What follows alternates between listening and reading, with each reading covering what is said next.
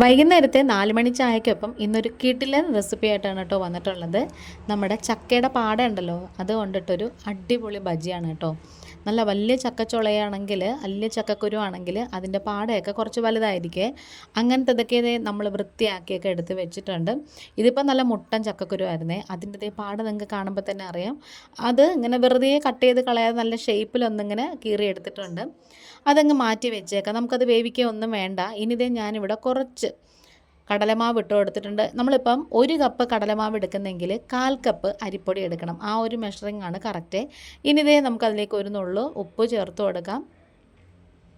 ഇനി ഇതിലേക്ക് എരിവിന് ആവശ്യമുള്ളൊരു 1/2 ടീസ്പൂണ് മുളക് പൊടി ഇട്ട് കൊടുത്തിട്ടുണ്ട്. പിന്നെ ഒരു നുള്ളു സോഡാപ്പൊടിയും പിന്നെ കുറച്ച് കായപ്പൊടിയും കൂടി ചേർത്ത് കൊടുക്കാമേ. ഇനി ഇത് നമ്മൾ സ്പെഷ്യലായിട്ട് ചേർക്കുന്ന ഈ ഒരു ഇൻഗ്രീഡിയൻ്റ് എന്ന് പറയുന്നത് അയമോദകം, ഓമം, അജ്വാൻ എന്നൊക്കെ പറയത്തില്ലേ, ആ ഒരു ഐറ്റമാണ് കേട്ടോ. അതും കൂടി ഇതിലേക്ക് ചേർത്ത് കൊടുക്കാം. അതെന്ന് പറഞ്ഞാൽ നമുക്ക് പ്രത്യേക ഒരു ഫ്ലേവറും കൂടെ കിട്ടും. അതുമാത്രമല്ല, നമുക്ക് ഈ അജ്വാൻ എന്നൊക്കെ പറയുന്നത് നമുക്ക് ഗ്യാസിൻ്റെ പ്രശ്നങ്ങളും ഒന്നും വരാതിരിക്കാനും ഏറ്റവും ഉപയോഗപ്രദമായിട്ടുള്ള ഐറ്റമാണ് കേട്ടോ. ഇനി ഇത് നമുക്ക് കുറച്ച് കുറച്ചായിട്ട് വെള്ളം ഒഴിച്ച് കട്ടയൊന്നും കെട്ടാതെ നമുക്കിങ്ങനെ മിക്സ് ചെയ്ത് യോജിപ്പിച്ചെടുക്കാം. സാധാരണ നോർമൽ വാട്ടറാണ് കേട്ടോ, നമ്മുടെ പച്ചവെള്ളമാണ്, അല്ലാതെ തിളപ്പിച്ച വെള്ളമൊന്നും അല്ല. ആദ്യമേ തന്നെ നമ്മൾ മുഴുവൻ വെള്ളവും കൂടി ഒഴിക്കുകയാണെന്നുണ്ടെങ്കിൽ ഇതിൻ്റെ ആ ഒരു കൺസിസ്റ്റൻസി മാറിപ്പോവും. അതുകൊണ്ടാണ് വളരെ കുറച്ച് വെള്ളം കുറച്ചായിട്ട് ഇങ്ങനെ ഒഴിച്ചിട്ട് നമ്മളിങ്ങനെ ആ ഒരു മിക്സ് ചെയ്ത് എടുക്കുന്നത്. ഇതിൻ്റെ ഒരു കറക്റ്റ് പരുവം എന്ന് പറയുന്നത് ഇതുപോലെ നല്ലൊരു ദോശമാവിൻ്റെ കൺസിസ്റ്റൻസിയാണ് വേണ്ടത്. ഇങ്ങനെ കോരി ഒഴിക്കുമ്പം ഇങ്ങനെ നൂല് പോലെ വീഴുന്നൊരു പരുവം. അങ്ങനെ അതങ്ങ് മാറ്റി വെച്ചേക്കാം. എന്നിട്ട് ഞാനിവിടെ ചീനിച്ചട്ടി വെച്ച് കൊടുത്തിട്ടുണ്ട്. അതിലേക്ക് കുറച്ച് സൺഫ്ലവർ ഓയിലാണ് ഒഴിച്ചു കൊടുത്തേക്കുന്നത്. അപ്പം ഞാൻ നേരത്തെ കാണിച്ച അത്രയും ചക്കപ്പാട എടുക്കുന്നില്ല കേട്ടോ, കുറച്ചേ എടുക്കുന്നുള്ളൂ. ബാക്കി ഞാൻ നാളെ തോരൻ വെക്കാനായിട്ട് മാറ്റി വെച്ചിട്ടുണ്ട്.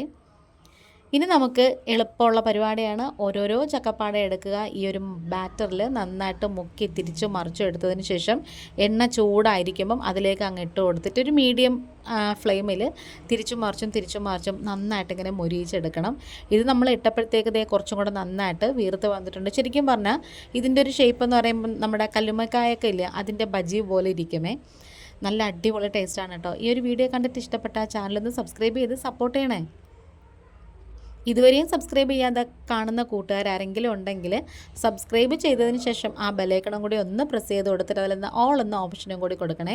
എങ്കിൽ മാത്രമേ ഞാനിടുന്ന വീഡിയോസൊക്കെ നോട്ടിഫിക്കേഷനായിട്ട് നിങ്ങൾക്ക് കിട്ടത്തുള്ളൂ. കഴിയുമെങ്കിൽ ഒരാൾക്കെങ്കിലും വീഡിയോസ് ഒന്ന് ഷെയർ ചെയ്ത് കൊടുക്കാൻ പറ്റിയ അത്രയ്ക്ക് നല്ലതാണ് കേട്ടോ. അതുപോലെ തന്നെ കമൻസും പിശുക്കില്ലാതെ അങ്ങ് ഇട്ടോളണേ, ഇഷ്ടപ്പെടുകയാണെന്നുണ്ടെങ്കിൽ. അങ്ങനെ ഇത് നന്നായിട്ട് മൂത്ത് മൊരിഞ്ഞ് വന്നിട്ടുണ്ട്. ഞാനിതൊരു പ്ലേറ്റിലേക്ക് വാങ്ങി വയ്ക്കുവാണേ.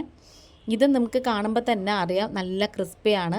അതുപോലെ തന്നെ ചക്കപ്പാട എന്നൊക്കെ പറയുമ്പോൾ നേർത്തിരിക്കുന്ന ഒരു പാടയല്ലേ, അതുകൊണ്ട് തന്നെ അതും നന്നായിട്ട് ഇങ്ങനെ മൊരിഞ്ഞ് കിട്ടും. വെറുതെ ചക്കയുടെ എല്ലാ ഐറ്റംസും കൊണ്ട് നമുക്ക് എന്തെങ്കിലുമൊക്കെ ഉണ്ടാക്കാമേ, എന്തിനാ അത് പാഴാക്കി കളയുന്നത്. അങ്ങനെ അടുത്ത ഒരു ബാച്ചും കൂടി ഇട്ട് കൊടുത്തിട്ടുണ്ട്. അതും തിരിച്ചു മറിച്ചെടുക്കാം. ഒരിക്കലും ഹൈ ഫ്ലെയിമിൽ ഇട്ടിട്ട് ഇത് വറുത്ത് കോരരുത്. അങ്ങനെയാണെന്നുണ്ടെങ്കിൽ ഇതിൻ്റെ പുറം ഭാഗമൊക്കെ പെട്ടെന്ന് അങ്ങ് കരിഞ്ഞു പോകും. അതുകൊണ്ടാണ്. അപ്പോൾ നമ്മുടെ വീഡിയോ വൈൻഡപ്പ് ചെയ്യാറായി. ഇത് നല്ല ക്രിസ്പിയാണ്. ഞാനത് കൈകൊണ്ട് ഉടച്ചപ്പോൾ തന്നെ നന്നായിട്ട് ഇങ്ങനെ ഉടഞ്ഞു പോകുന്നുണ്ട്. അപ്പോൾ ഇന്നിപ്പോൾ ഇത്രയേ ഉള്ളൂ. വേറൊരു വീഡിയോ ആയിട്ട് വേഗം തന്നെ വരാം. Thanks for watching.